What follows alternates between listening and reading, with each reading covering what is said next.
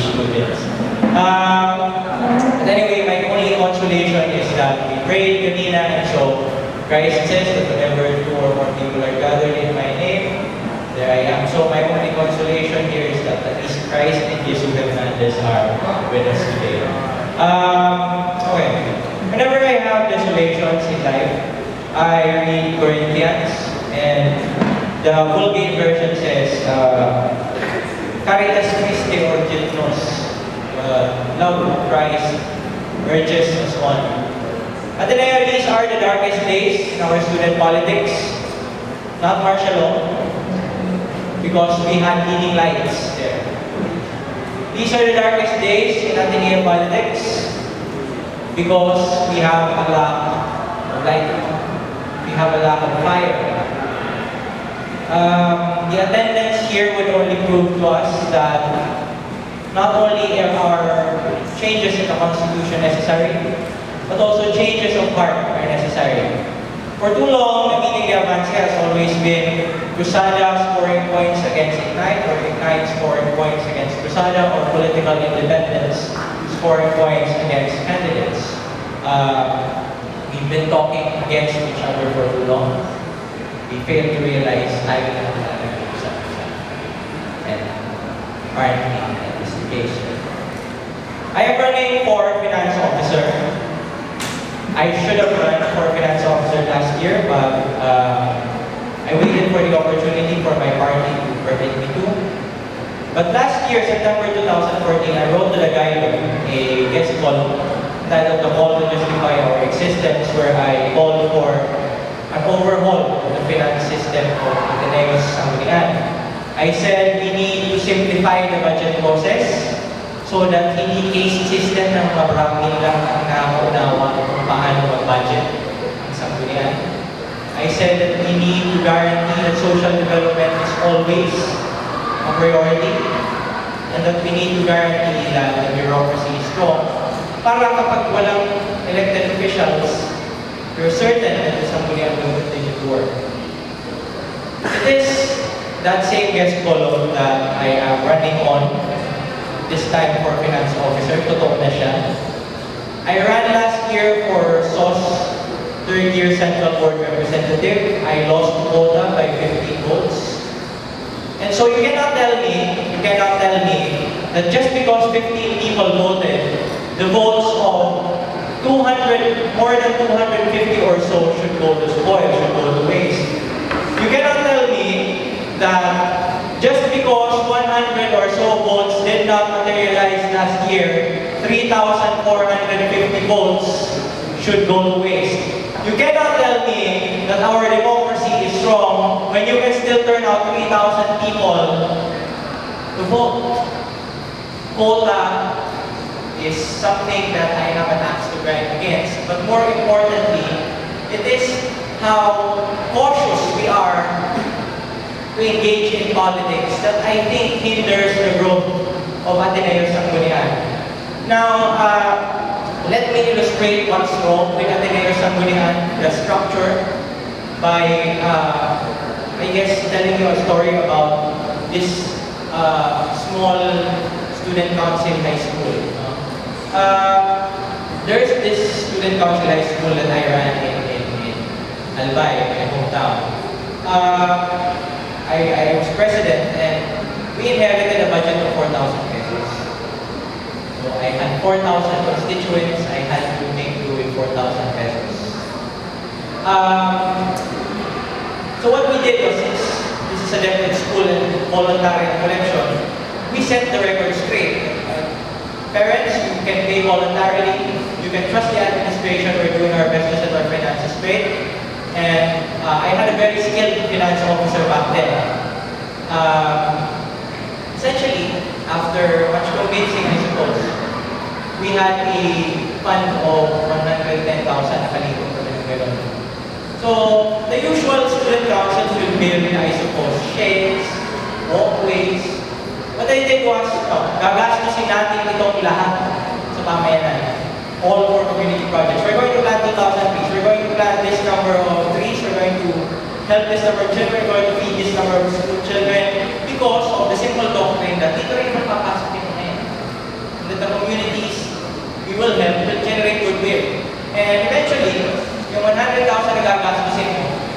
Chicken lang yan dun sa reputasyon na ma-earn mo. Doon na siya naman gagaling mula sa mga halimbawa meeting ngayon. Tulong tayo dito, binagyo. Meron na tayong pera, meron. Bukas, withdraw na tayo. Bukas, bili na tayo nito. No 2 weeks, no 1 month reimbursement.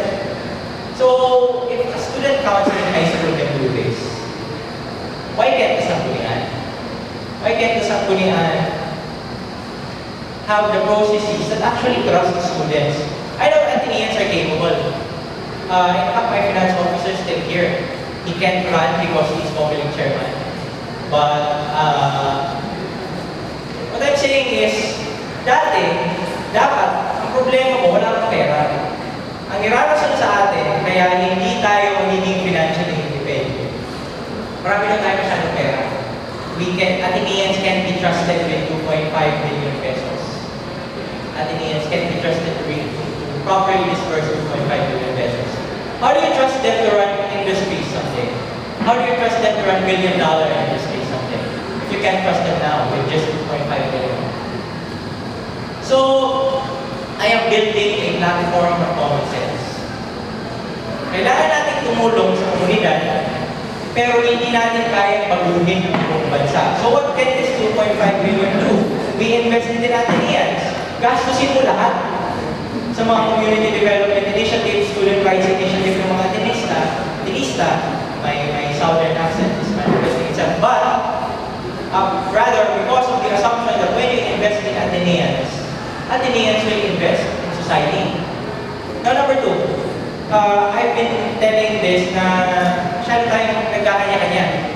Meron kang sanggo, pero ang sanggunian hindi kayang bastang gobyernohan ng iba pang units, student body. In other words, COA, meron ng gobyerno, pero yung COA, hindi rin naman niya kayang gobyernohan yung boards kasi meron din silang sarili nilang sistema. Similar vein, RSI is its own business. I like this structure. Don't get me wrong. The problem is when we don't have a moral direction. Saan ba tayo patungo? Kasi nangyayari ngayon community development initiatives natin, lalagay ka dito, lalagay ka dyan, hindi ka magtatayo ng bahay na may poste ka dito, so nagsisimula ka ng hamba, tapos may foundation ka doon, you don't build the house like that. Be coordinated. Let's set common goals. Saan patungo ang student body ng Ateneo? Babaguhin ba natin ang Loyola Heights ngayong taon? Tingnan natin. Kung kaya natin baguhin ang Loyola Heights ngayong taon, malamang kaya natin baguhin ang Diliman, kaya natin baguhin ang Cubao. Kung kaya natin baguhin ang Cubao, kaya natin baguhin ang Quezon City. Kung kaya natin baguhin ang Quezon City, then let's talk nation building. I believe that the Sanggunian, the Ateneo student body in general, only needs strong resolve. Kailangan medyo maging matapang tayo. Problema, for the past years, yun nga, usap-usap lang tayo na. Nag-aaway-aaway tayo lang din. Mag-i-impeachment, tayo lang din. Kailangan. The problem here is that the Sanggunian and the Ateneo student body in general is in need in one rather of strong moral leadership that can only come from accepting the fact that the Ateneo cannot be a university first because it is in its very core, in its very spirit, a Jesuit apostolate. Na nandito lang tayo ngayon dahil kailangan natin magsilbi. Kung hindi tayo magsisilbi, sarahan na natin ang university ngayon. And so, we cannot sideline service. Now, don't get me wrong again. We want student service. We want internal changes. And I think I've been laboring for internal changes. I filed a student representation bill which would probably give scholars a central board seat if the central board approves it. I filed a gender equality bill. I filed a student review of the LS offices, which would essentially make certain that LS offices are accountable to the student body. And so we can do this. Kaya naman natin gawin lahat. Kaya natin pagsabay-sabayin. Ang problema ngayon ito. How many hearts can you count in this chamber? How many hearts can you count in this meeting? Kulang. AF can do better than this during a meeting, I would say. Bakit? I think the problem really is that kinukulang tayo na pag-connect sa ibang tao. We've been focused on student politics in general, without understanding that student politics is only a means and not an end in itself. We've been too focused on partisan politics as the end-all be-all solution, when in fact, when you have Ignite and Cruzada lang as the political parties, kahit lumakas yung dalawang yan, meron ka hopefully, wala kang citizen engagement. So partisan politics is not the end-all be-all. It should not be considered the solution to everything. What we need is a politics of persons. Mga tao may tunay na puso para sa ginagawa nila. Mga tao may tunay na puso para sa ibang tao.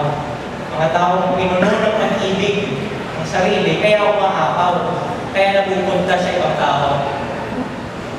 And as much as I feel that there is despair in this situation, I feel hopeful when I see the likes of like Aguilar, when I see the likes of Jesus Hernandez, when I see the likes of my mentor and leader, Maweluhe, when I see the likes even of people from across the political aisles, sina Luigi, sina Ellen, sina Dasha, I've worked with, despite the partisan differences.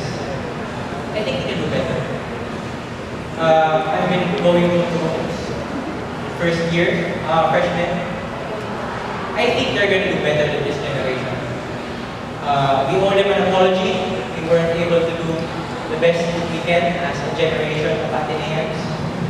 Looking at the eyes of these students, I am certain that with the new constitution, with vicarious learning perhaps, see the mistakes that we have committed, they'll be a better generation.